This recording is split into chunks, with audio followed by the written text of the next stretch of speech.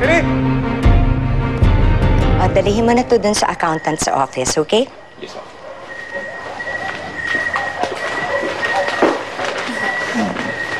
Tita Amara?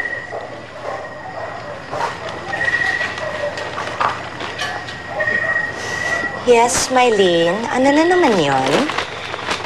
Itatanong ko lang po sana kung nasan si Daddy. Bakit? Anong kailangan mo sa kanya?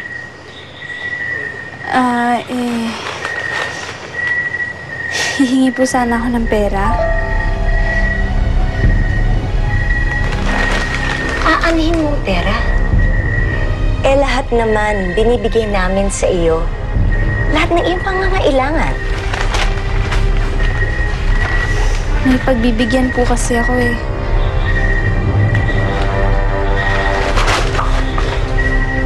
Aba, Mylene.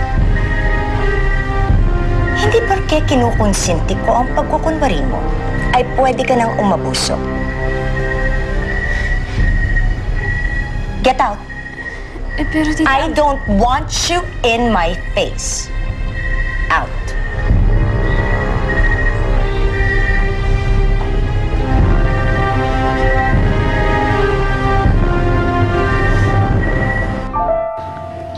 Buisit. Ayaw kasi ako bigyan ng pera eh. Nakakabuisit talaga.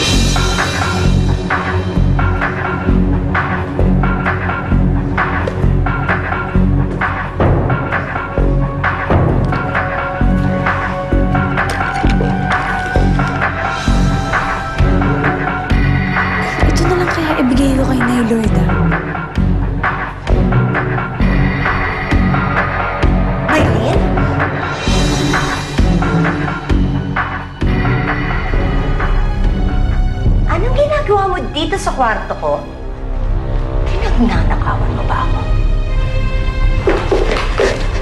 Lumayo ka nga dyan sa gamit ko!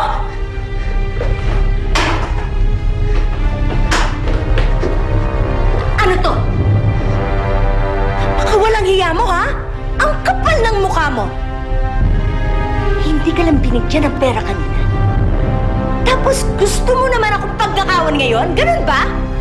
Hindi po ako magnanakaw. Alam mo, huwag ka na magpalusot. Huling-huli na nga kita sa akto eh. Huwag ka na magsinungaling kasi ayoko sa mga taong sinungaling. Hindi naman talaga ako magnanakaw eh. Alam mo, isusumbong kita kay Ferdinand. Bakit ba kasi ang sungit-sungit mo? Maayos naman ako nanghihingi ng pera sa'yo kanina, pero hindi mo ako binigyan. Hindi na ako pinipilit ni Nay Loida eh. Hindi ko naman ito gagawin. Loida? Sino yung Loida na yan, ha? Sila yung mga umampun sa akin dati. Sila yung nag-alaga sa akin. Hindi ko alam kung anong gagawin ko sa'yo. Pwede ba umalis ka muna dito sa kwarto ko? Get out!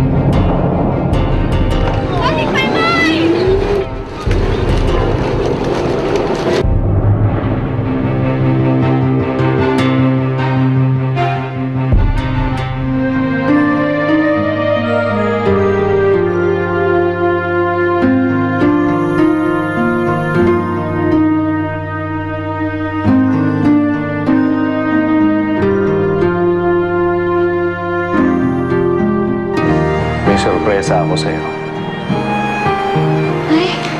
Anak ko. Malaking halaga yan. That should be enough to pay for everything na ginastos niyo sa kanya. Nakita ko na siya, Catherine. Yung anak kong matagal ko nang hinahanap. Siya si Clarissa.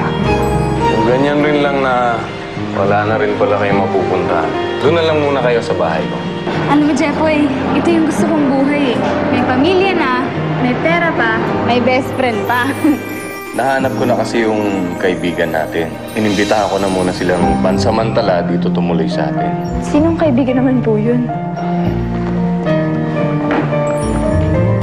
Catherine?